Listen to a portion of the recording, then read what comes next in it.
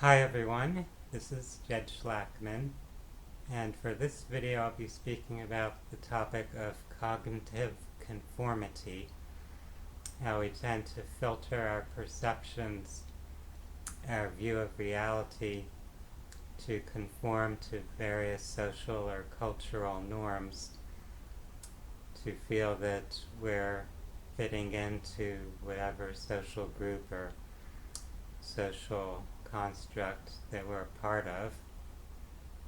So we receive some type of reinforcement, some positive emotional benefit from having this conformity, from viewing things the way that we are told other people view them, or the way that we think or assume that other people view them.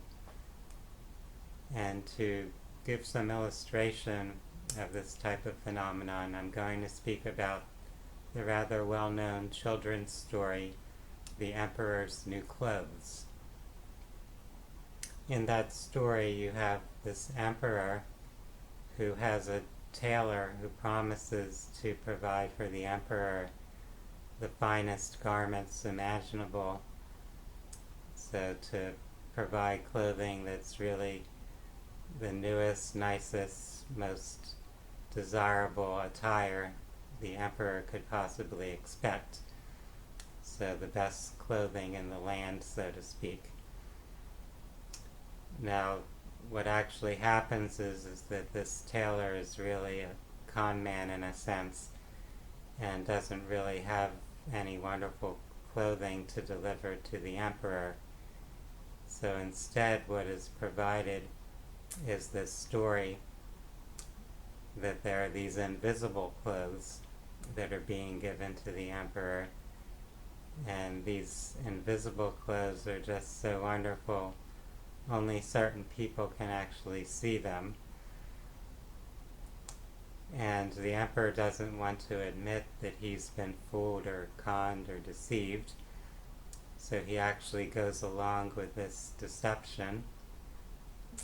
He puts on these imaginary, quote-unquote, invisible clothes that the tailor claims to have given him, and therefore the emperor is actually walking around naked now, since there are no real clothes, just this imagined set of clothing. And the society as a whole isn't willing to admit what they're actually seeing. No one's actually speaking up and saying, wait a minute, the emperor isn't actually wearing any clothes, the emperor is naked. People all are just going along with this story, pretending as though they're not seeing what's right in front of them. They're all acting as if they're admiring these wonderful, invisible clothes. So in that case, the society as a whole has this sort of social conformity going on, where people aren't willing to speak the truth, and perhaps they're actually convincing themselves that what they're seeing with their senses isn't true, and that there actually are some imaginary, or I should say invisible clothes there that the emperor is wearing, and it's actually something lacking or wrong with themselves, that they're not able to see those invisible clothes. So to try to convince the other people around them that they're not limited in their capacity to perceive, they're all claiming or pretending that they see these attractive clothes that the emperor claims to be wearing. So it's kind of insidious how people can all find some reason to go along with something that's really not true or accurate. They're in some way perhaps afraid of what other people will think if they express something that contradicts the consensus. They're afraid to acknowledge to themselves that there might be something amiss with their own perception. So there could be various reasons why people will go along with the consensus that's being presented in their social environment.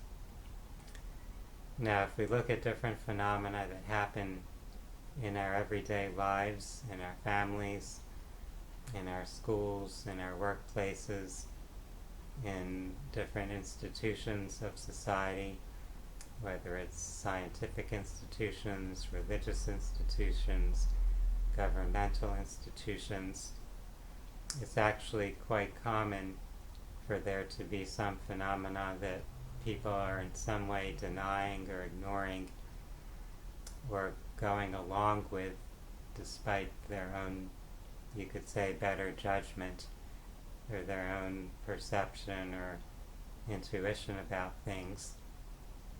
So there may be some unethical behaviors that are occurring, and people will remain in denial about that. You'll often see scandals where there's some type of child abuse or molestation that's occurring, and yet people in the family or in the organization where this activity is happening are in denial about it. They're convincing themselves that there's something wrong with the accusers and that the people who are actually doing the abuse are faultless or blameless. So that consensus can develop in a social environment. It can occur with other phenomena, with financial frauds. It can occur with scientific falsehoods or inaccurate information or practices occurring in the medical field. So we see this kind of thing happening all around us, where there's some type of cognitive conformity that's being enforced. And often it's not being forcibly enforced. It's that people are doing this to themselves. They think they need to conform to some type of social agreement or consensus. They believe that if they agree with others, they'll be accepted or approved of. They'll receive some type of reward within that culture. So they could be looked upon favorably by other people and receive some type of promotion or some opportunities. You see this in academia and in the sciences, where people that are doing research or speaking and writing in favor of what the current prevailing consensus or doctrine is, they get elevated in some manner. So they get positions, they get jobs, they get funding, and so on. Whereas people who are not in agreement or congruence with what seems to be the prevailing view in that field or institution will often become ostracized or diminished in their career. And this doesn't even have to actually be carried out or enforced. Often people just have the expectation that this would occur, and so without even testing it out, without even going against the grain, or without even saying or doing anything to rock the boat, they just maintain their own quiet conformity. And this has this momentum, you could say, of its own, where the more people who do this, the more other people will think they need to do it.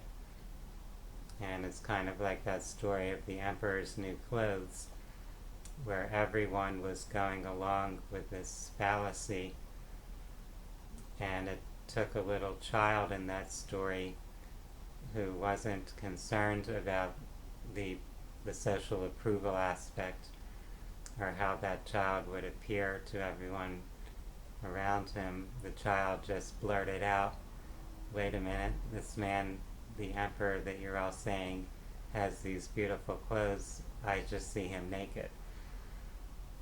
And if we want to be intellectually honest with ourselves, And if we want to really confront problems that exist in our society, we need to be willing to be like that child who blurts out what no one else seems to be perceiving or thinking. We have to be willing to take that risk, to be ostracized, to be criticized, to be maligned in some way. And the more people who start to express themselves more independently, the more momentum we'll build with that, and the more acceptable it will become to contradict the consensus, to not go along with that sort of cognitive conformity, to be willing to really honestly accept what you are perceiving, so to really use all of your senses and your critical thinking, and to not suppress what your own senses or your own critical thinking process is bringing to light just to receive some approval or to be embraced by the society around you. We've all done this at various times in our life. We've all found some way to filter our perception or our way of viewing or thinking about things to make it better fit with other people around us, whether it's our parents, our family, our teachers or our classmates, our supervisors or co-workers, whatever social environment we might be in. It's rather common for people to start to develop this pattern of seeking to conform rather than being authentic with their own judgments, with their own perceptions or discernment. There may often be some external pressures to do this. However, often we're just doing it to ourselves in a sense. We just expect or believe that there might be some external consequence, even if there truly might not be. So rather than limiting our own ability to express our truth, it's helpful to be able to be more confident in using one's own perception and one's own discernment in one's own thought processes and intellectual capacity. Sometimes the majority of the population are not dealing with reality, such as in that story of the Emperor's New Clothes, and it's really vital for the health and well-being of the community for there to be people who are willing to break the mold and speak out and challenge the norm or the consensus, to stir up some debate, some discussion of something that had previously been very widely accepted or taken for granted. So if we continue to consider this topic, we can look at different issues in society, issues in the world around us, where there has been some type of cultural or social consensus, and it took people speaking up and challenging it for things to start to change or evolve in a more constructive or positive way.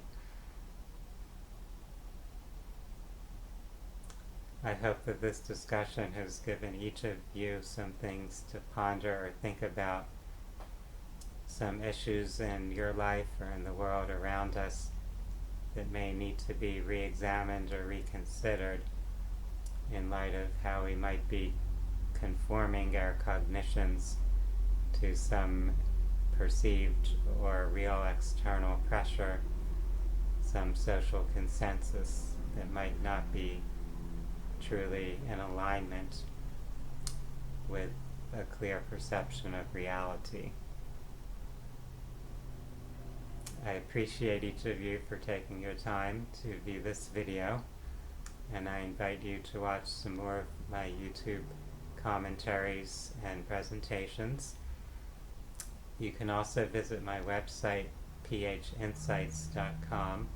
That's phinsights.com, to explore topics related to holistic health, to personal growth and spirituality. For now, I'd like to wish everyone a wonderful day. Namaste.